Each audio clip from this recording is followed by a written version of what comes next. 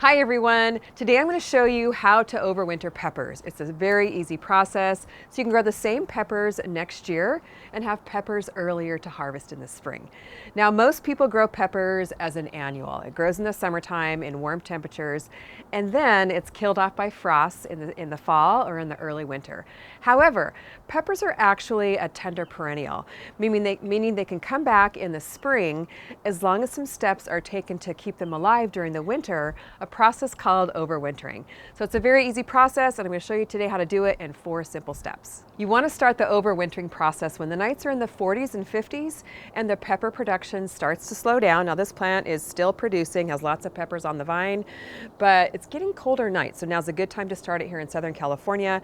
But when you start to see the leaves kind of be spotted and damaged, maybe by cold or by pests or disease, and just generally the pepper starts to slow down, it's a good time to start.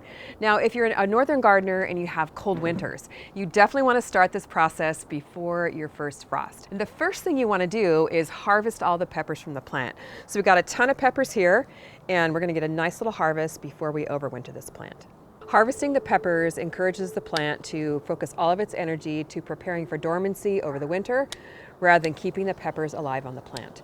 We've got lots of dried up peppers here that we can use for crushed red pepper, that we can use for pepper jelly. We have most of the peppers harvested from this plant, got a really nice harvest today. The next step is to prune the plant so the plant's energy is not going into keeping the leaves and branches alive that are going to die anyway. So what we're going to do is leave about 6 to 8 inches of the main stem, which takes the plant down to a more manageable size for the wintertime. We're going to come down here to the main stem of the plant.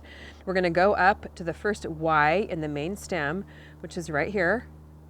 And then we want to leave about 6 to 8 inches, so it's going to be a couple of inches above the first Y in the plant, and that's where we're going to make our first cut. And I'm also going to remove any of these extra little branches or leaves that are here kind of shooting off from the main stem, because again, we want all the plant's energy to go into keeping itself alive over the winter, not into producing new leaves or new stems. I've actually got 2 pepper plants down here, so I'm going to do the same to the second one. Follow the main stem up to the first Y, and then cut right above this second leaf node.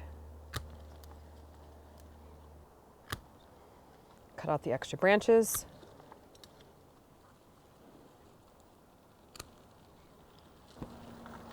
I'm actually going to leave this stem in. It looks like it's pretty much part of the main stem. Cut off all the little extras. I'm going to pull out the branches that I cut so I can see what I've done and see if anything else needs to be removed. Step number 3 now is to mulch and protect your pepper plants. Now first I'm going to remove the little tomato cage that we have here of my pepper plant. And I'm going to put some shredded leaf mulch around the base. You can use shredded straw if you want to, or pine needles, about 3 to 4 inches thick. And the reason why I'm doing this is because I want to protect the roots from cold temperatures. And our goal here is just to keep it alive over the winter time, not to keep it producing. But mulching will regulate the soil temperature so the roots stay warmer. Now, I'm here in Southern California, so we don't get frosts. If you live in a northern climate, what I recommend is digging up your pepper plant, putting it in a smaller container and moving it to a sheltered location. Go ahead and put some mulch around the base of the plant. And you can even put it into a garage or up against a wall where it's going to stay warmer. And you may even need to use a heavy plastic cover or a frost blanket to protect it from freezing temperatures. Step number 4 is to monitor your pepper plant over the winter time for water, warmth, and light. Now, dormant peppers don't need as much water as peppers that are producing, so you really only need to water it every couple of weeks, just enough to keep the soil damp and moist. If you're growing it inside, you want to monitor the warmth. Keep it in an area where it's around 50, 55 degrees. You don't want it too warm because remember, we're keeping this plant in dormancy, so it's storing up energy for the winter time.